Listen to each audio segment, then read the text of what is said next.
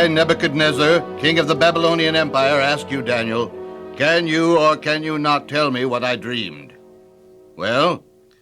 The dream His Majesty had. Is he unable to remember it? I remember it had some sort of a horrible ending, but I can't remember what, or the dream itself. The wise men, the astrologers, magicians, soothsayers, they've claimed for years that they can reveal all secrets. Were they not able to tell the king his dream? They are fakes. Been leading me on and lying to me all this time.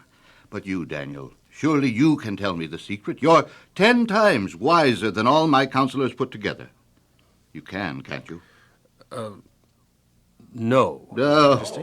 But, Your Majesty, there is a God in heaven, he whom I honor and worship, who revealeth secrets and maketh known to King Nebuchadnezzar his dream and the interpretation thereof. Well, tell me. As thou, O king, lay upon thy bed, thou wast wondering what the future would be. Yes, that is what I was thinking. I remember now. The dream thou had, O king, reveals some of the things that shall come to pass in the future. I knew you could do it, Daniel. You're a great man. O king, this secret is not revealed to me for any wisdom I have, but for the sakes of the people of the future, and that thou, O king, might have the answers to the thoughts in thy heart. The dream, Daniel, what was it? In thy dream, O king, thou sawest and beheld a great image. I did. This great image, whose brightness was excellent, stood before thee, and the form of it was imposing. I remember now. The head of the image was made of gold. Solid gold, bright as the sun. The breast and the arms of the image were silver. Yes, I remember that now, too. And the rest of the image was made of something else. What, Daniel? His belly and thighs were made of brass. His legs were of iron, and his feet were part iron and part clay. It all comes back to me now. Suddenly this great image stood in front of me, towering above me like some huge god.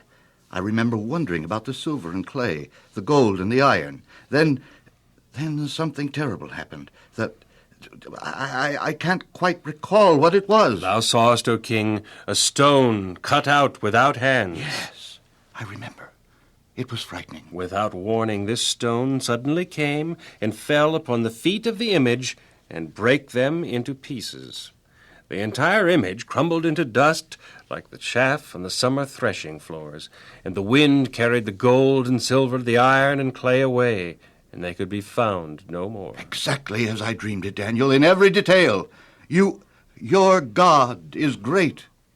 But that isn't quite all the dream, is it, Daniel? Seems like there was something else. O king, live forever. The stone that had smote the image suddenly began to grow larger and larger until it filled the whole earth. Oh, the stone of magic. I remember thinking that in my dream. I also remember thinking what a shame it was that so much gold and silver had to be lost like chaff in the summer breeze. That is all I dreamed, isn't it, Daniel? That is the dream, Your Majesty. The other wise men were right about one thing.